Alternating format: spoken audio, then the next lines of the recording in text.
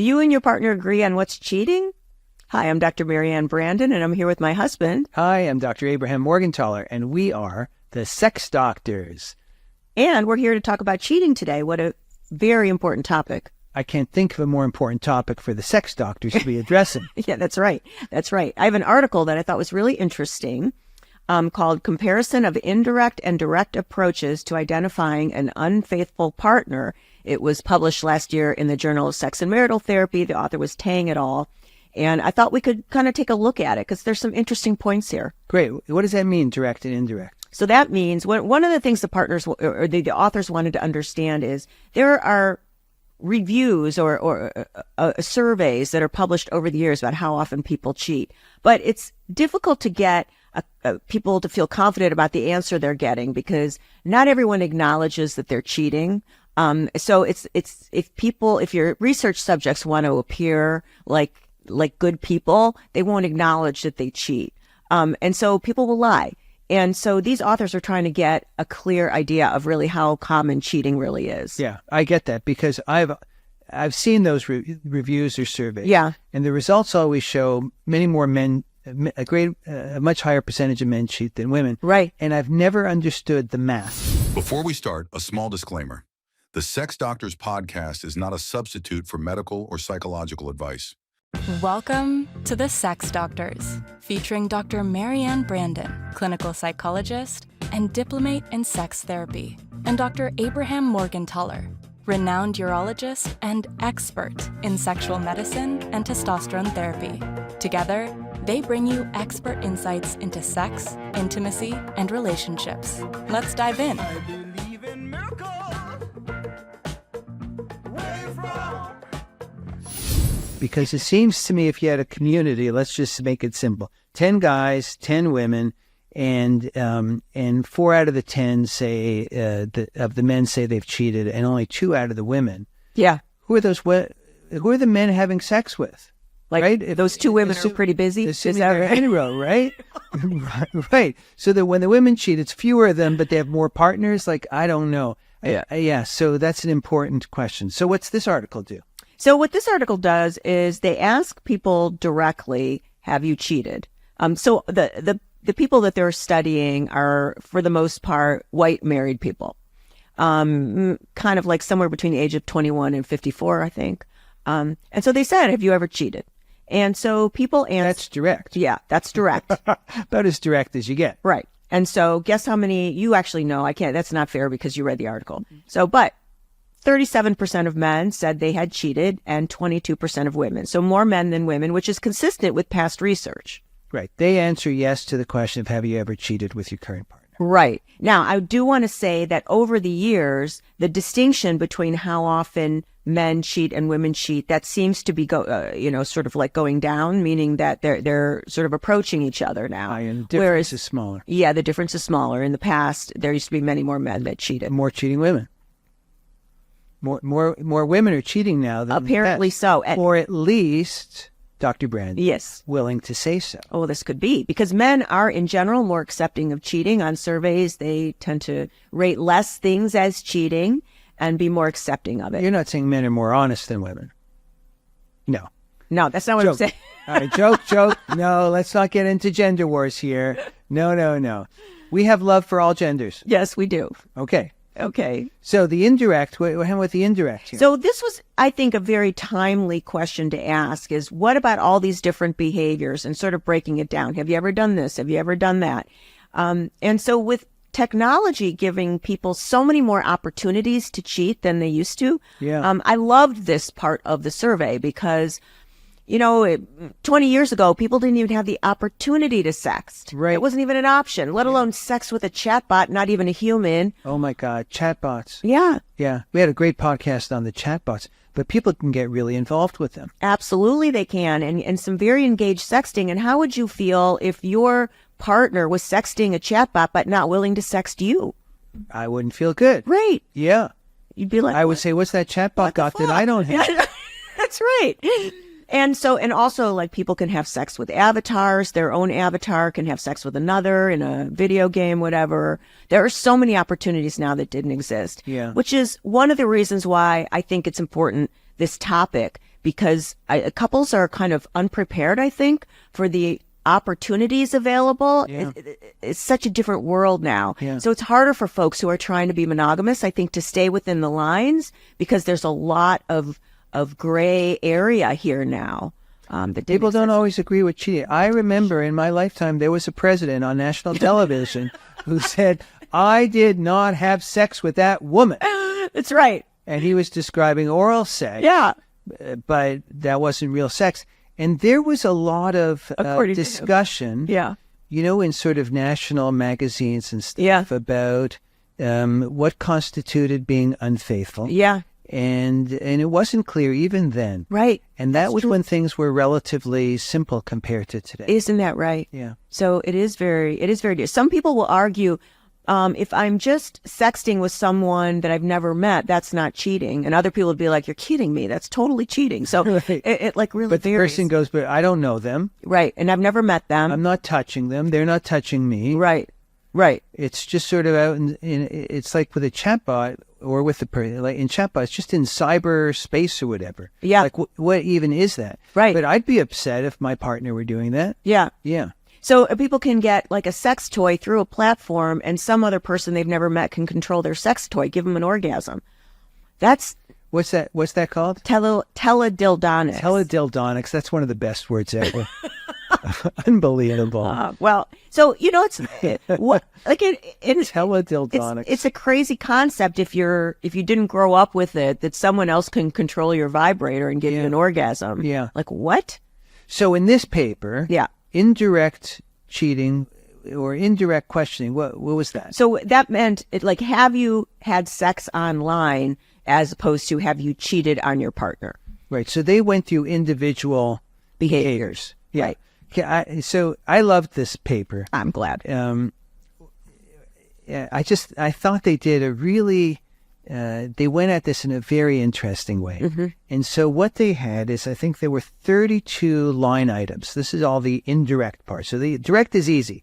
Did you cheat with your current partner? Yes, no. Yeah. And they have these things, and some of them are like sexually explicit behaviors that are obvious, like the penile-vaginal intercourse.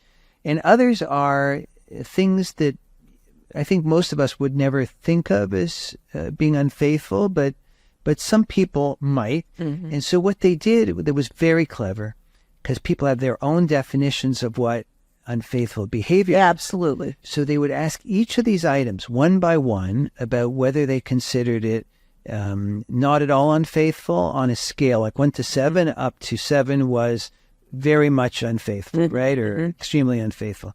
And so some of these things were kind of funny, and I don't know that they gave information on some of these. Some of them, I'm sure everybody, like one of them is like give someone a kiss on the cheek. Yeah. Like probably most people wouldn't accept that, but others would be like receive sexually explicit text message from someone, create a profile on a dating website, dress in a way to attract sexual attention.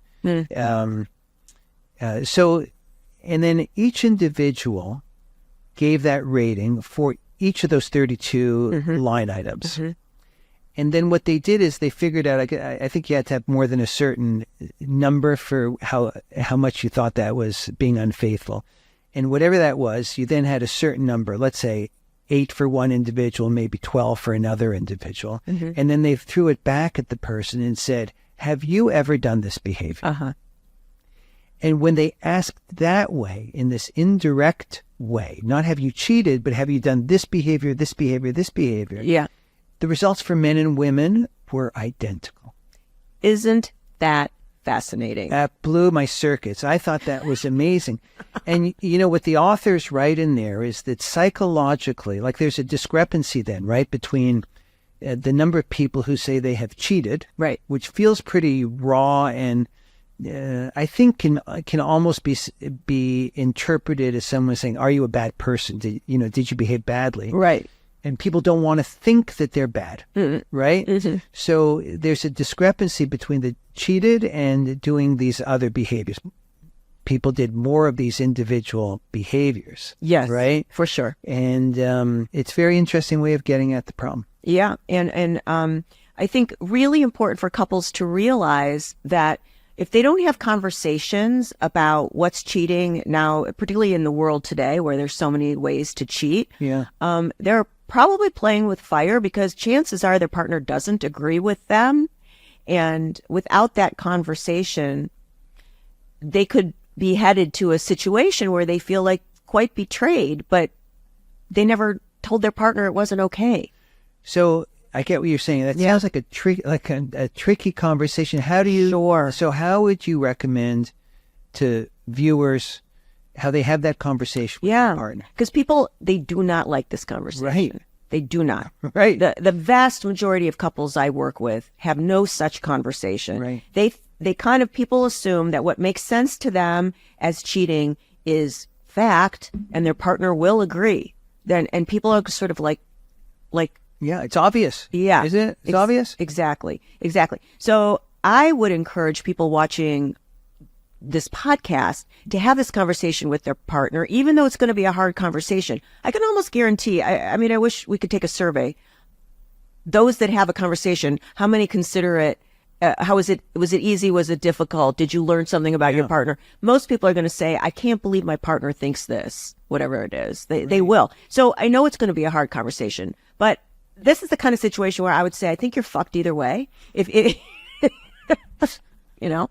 if you have the conversation, yes, it's going to be difficult, but you're going to gain some important information and hopefully start a process of negotiation and compromise so that you can both find yourself in a place that works for both of you. Yeah. And I would say not only have that conversation now, but have it again in 5 years because things keep changing and people change too. But back to my point. So that you feel fucked when you have to start a conversation with your partner that you know is going to suck. You feel like you're fucked. But if you don't have that conversation, you're probably more likely to be betrayed because your partner actually they don't have the data they need to understand how to love you well I get it. and what feels bad. Yeah. And so they're going to be potentially more likely to step out and you're going to feel betrayed. And then you're going to wind up in a therapist's office really upset. So why not, if you're fucked either way, take the route where you have the potential for doing some good in the long term in your relationship. So listen, you heard it on the Sex Doctors. Ask your partner if they think teledildonics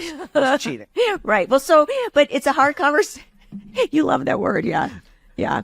Well, so it's a hard conversation, but what I would say is your goals are to understand where your partner's coming from. So if your partner says teledildonics is cheating and you don't think it is, then just stay calm. You guys aren't going to agree on everything. So go into it knowing that. Yeah. You're just data gathering right now. Yeah. This isn't to defend any point necessarily. But then you say, well, that's interesting. I don't really think of that as cheating. What is it about that? Yeah. Why does this scare you?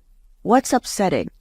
And learn. Oh, I love that. Yeah. That's really good. And you don't have to come to a conclusion right away.